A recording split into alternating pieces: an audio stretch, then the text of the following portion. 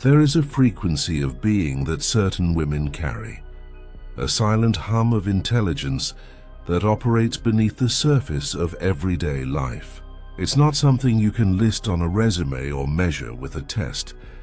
It's an ancient kind of knowing, a perception that feels the world rather than just observing it.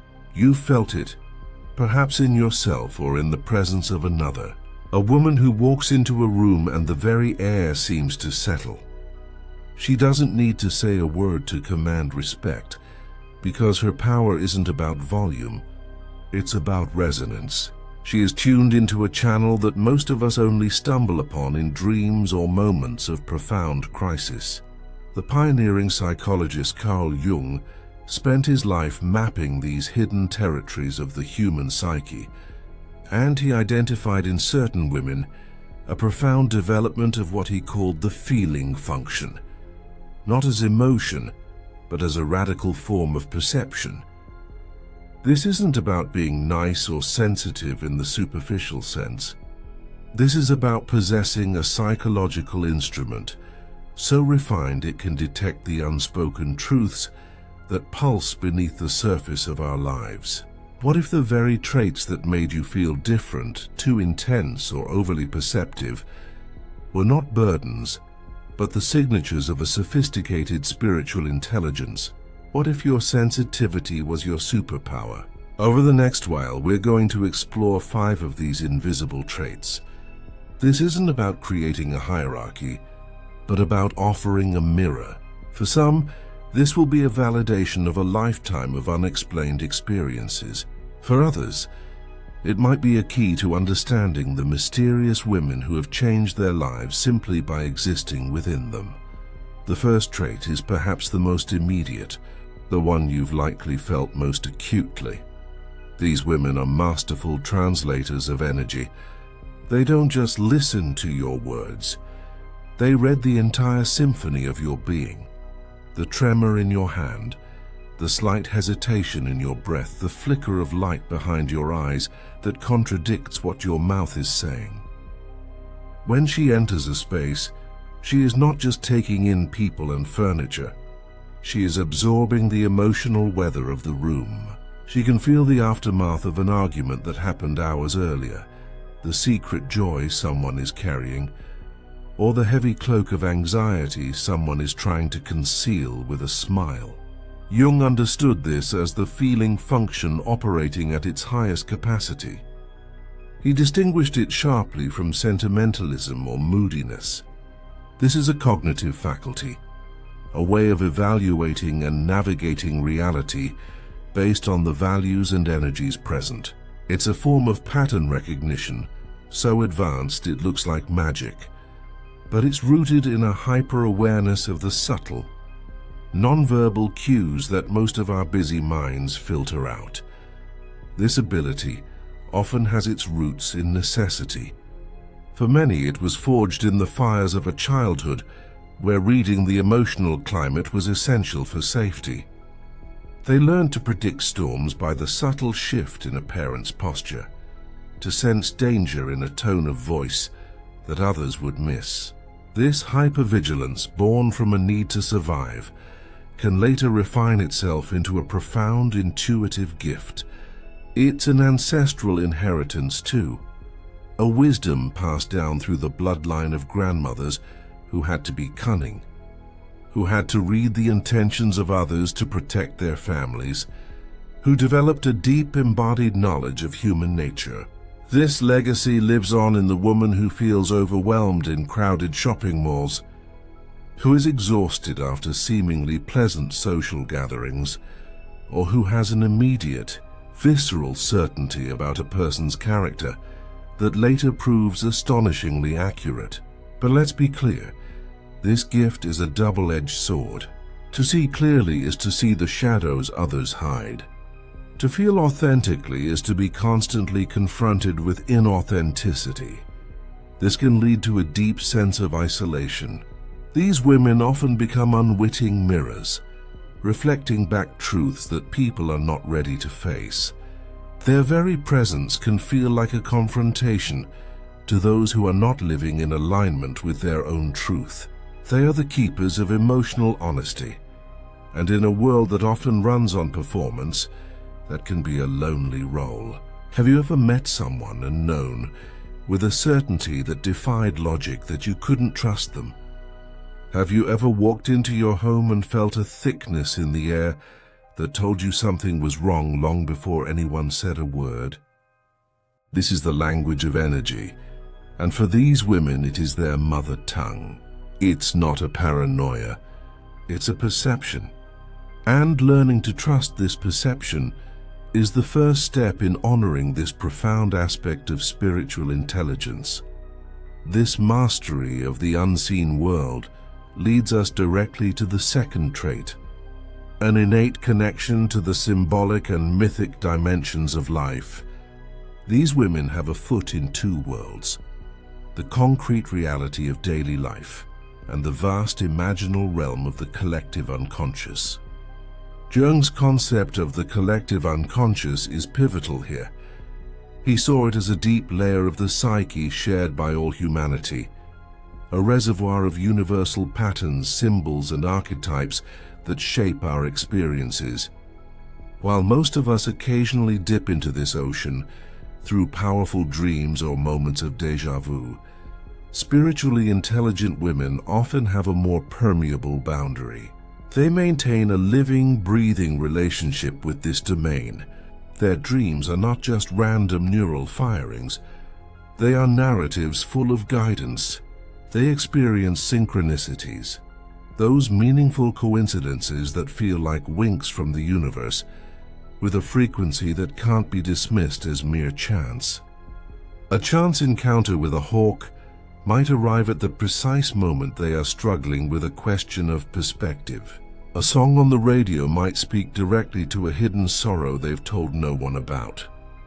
They understand that the universe communicates in a language of symbols, and they have taken the time to learn its grammar. This connection transforms their experience of reality from a series of random events into a deeply meaningful story. They are the translators between the unseen and the seen. A dream about a crumbling house becomes an internal signal that their foundational beliefs need examination. A recurring image of water becomes a lesson in navigating the emotional body. They learn to trust these intuitive flashes, these gut feelings, these seemingly random urges that lead them to take a different route home, only to avoid a traffic accident, or to reach out to an old friend who, it turns out, desperately needed to be heard. This isn't about an inflated sense of self-importance. It's about humility in the face of a larger intelligence. They become conduits for this wisdom, often finding themselves in the right place at the right time to offer a word, a gesture, or simply a presence that becomes a turning point for someone else. Their lives themselves become mythic, not because they are famous, but because they are lived in conscious participation with a greater story. They understand that they are characters in an epic tale of soul-making, and every challenge, every joy, every loss is rich with symbolic significance. This orientation to life provides an incredible resilience. When hardship comes, they are not just facing a random tragedy. They are, in a sense, entering a chapter of their own hero's journey, trusting that meaning can be forged in the fires of suffering. And it is precisely this relationship with suffering that unveils the third, and perhaps most courageous trait, the profound capacity to alchemize pain into wisdom.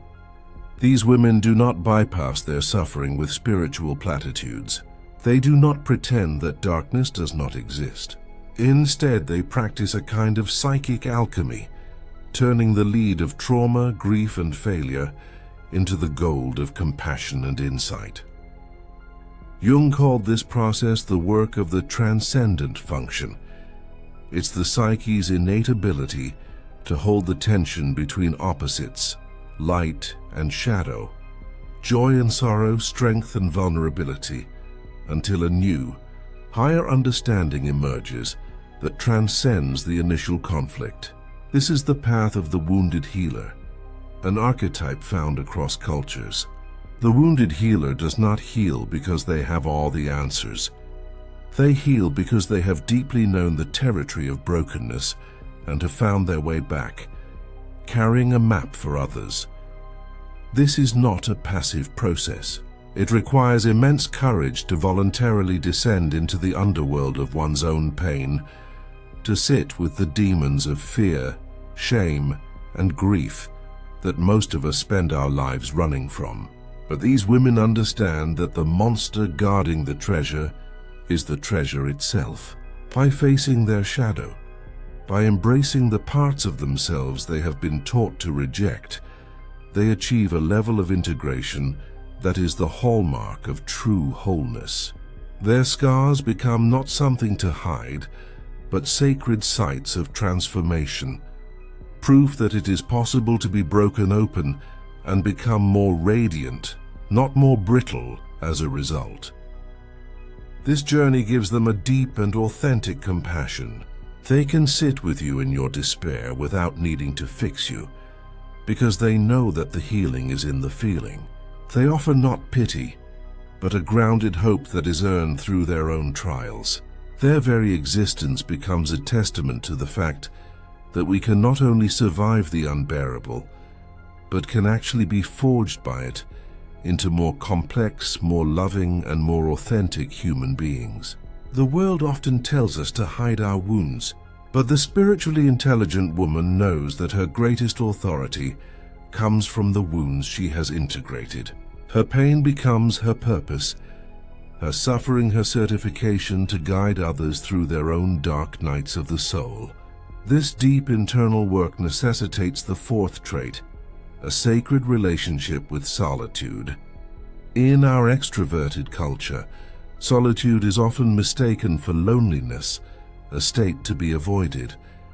But for the woman with spiritual intelligence, solitude is non-negotiable. It is her sanctuary, her laboratory, the fertile ground where the seeds of insight can germinate.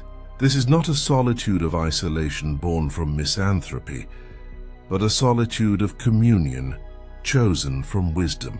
Jung emphasized the critical importance of withdrawal for the process of individuation, becoming your true, unique self. You cannot hear the whisper of your own soul over the constant noise of the collective. These women instinctively know this. They require regular retreats into their own inner world to recharge, to process the intense energies they absorb, and to reconnect with their own core. This is where the real work happens. In the quiet, away from the demands and expectations of others, they can dialogue with their dreams, journal their thoughts, meditate, or simply be. This is not idle time. It is essential maintenance for a complex psychological system. It is in these quiet moments that the sediment of daily experience settles, allowing for clarity to emerge. It's when insights download, when creative ideas bubble up, when a new perspective on a stubborn problem suddenly appears. This rhythmic movement between engagement and withdrawal is their natural cycle. However, it is often misunderstood by friends and family who may interpret their need for space as rejection, aloofness, or even depression. Learning to set these boundaries without guilt is a crucial skill. They realize that trying to maintain constant social connection is like leaving the lights on all the time. It drains their spiritual batteries and dims their radiance. Their solitude is what allows them to show up fully and authentically when they are with others. It is an act of self-preservation that ultimately serves the collective. By honoring their need to refill their own well, they ensure they have something genuine to offer when they return to the world. It is in the silent, solitary space that they remember who they are beneath all the roles they play. And from that place of centered authenticity, their true power flows. Finally, all these traits culminate in the fifth, an embodiment of presence that communicates far beyond words. These women have mastered the art of therapeutic presence. They understand that the most profound communications often happen in silence.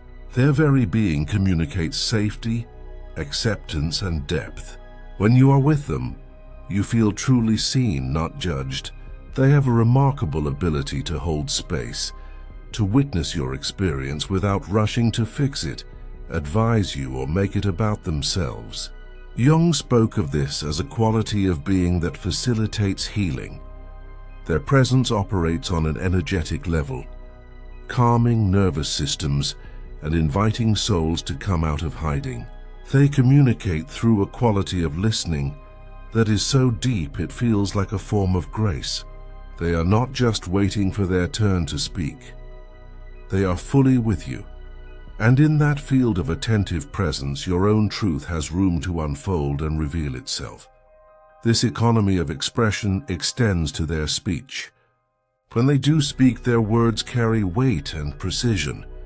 They understand that language is powerful, that words can wound or heal, and so they choose them with care. Their silence is not empty, it is full. It is a silence that acknowledges the complexity of things, that respects the mysteries that words can never fully capture. People often leave their presence feeling lighter, clearer, and more connected to themselves. This is not something they do, but something they are. Their own journey of integration has made them a tuning fork for wholeness. Through a kind of unconscious resonance, they help others remember their own capacity for peace and authenticity. They have learned to manage their energetic boundaries with sophistication, knowing when to open their heart and when to protect it. This allows them to be deeply compassionate without being drained. They become anchors in the chaotic seas of modern life, not because they have all the answers, but because they have learned to rest in the profound stillness at their core. In a world of constant chatter and distraction, their quiet, grounded presence becomes a revolutionary act. It is the ultimate expression of their spiritual intelligence, a wisdom that is not shouted from the rooftops, but whispered through the very quality of their being, inviting all those around them to remember the quiet, powerful truth of their own souls. So where do you see yourself in this mirror? Perhaps one of these traits resonated with a deep, knowing part of you that has been waiting for this recognition. This isn't about being special. It's about being authentic to a particular design, a particular way of moving through the world that is desperately needed. The path of spiritual intelligence is not always an easy one. It asks for courage to feel deeply in a world that often encourages numbness. It demands faith to trust the invisible currents of synchronicity when logic demands proof. It requires strength to honor your need for solitude when the world values constant connectivity. But it is a path of profound meaning. It is a homecoming to the truth of who you are, where the sensitivity that once felt like a vulnerability is the very antenna through which you perceive magic. The solitude that once felt lonely is your sacred creative space. The pain you have alchemized has become the source of your deepest compassion. Your journey is part of an ancient lineage of perceivers, healers, and wise ones. Your presence matters. Your way of being is a quiet rebellion against the superficial, a testament to the depth and beauty that is possible when a soul courageously embraces its own unique design.